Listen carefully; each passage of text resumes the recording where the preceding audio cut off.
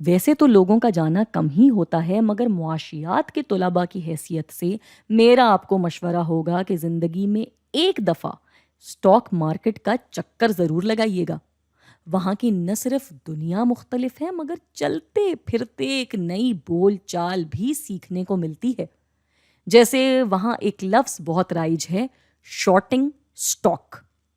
और अगर आप ज़िंदगी में कभी भी स्टॉक मार्केट से जुड़ना चाहते हैं, तो आपके लिए इस लफ्ज़ से वाकफ़ियत बहुत ज़रूरी है। तो जी, शॉर्टिंग स्टॉक कहते हैं एक तरह के तुक्के या अंदाज़े को। मिसाल के तौर पे कुछ वजूहात की बिना पे ये अंदाज़ा लगाना कि जी फ़लाँ फ़लाँ कंपनी के शेयर्स की कीमत गिर जाएगी और फिर उस हिसाब से फ़ैसला लेना। मिसाल के तौर पे मेरा अंदाज़ा है कि तलाल मोज़े बनाने वालों के स्टॉक की कीमत गिर जाएगी। तो अब मैं क्या करूँगी?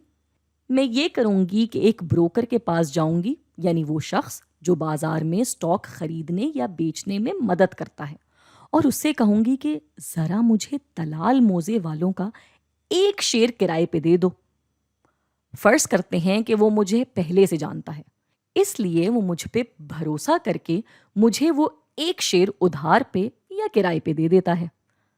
हाँ, बस जिसका शेर उसने मुझे दिया है, उसको बस उसने देखना होगा कि अगर उसने अगले ही दिन अपने शेर माँग लिए, तो उसको किसी और के शेर से वो एक शेर छुपाना होगा।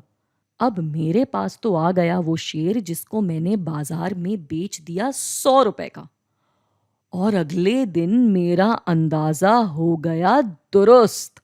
यानी अगले दिन वाक़ई उस शेर की कीमत गिरकर हो गई ₹50। बस फिर क्या था? मैंने नया शेयर लिया ₹50 का और उस ब्रोकर को दिया वापस, और यूं अपने अंदाजे से शॉर्टिंग स्टॉक के जरिए मैंने कमा लिए ₹50।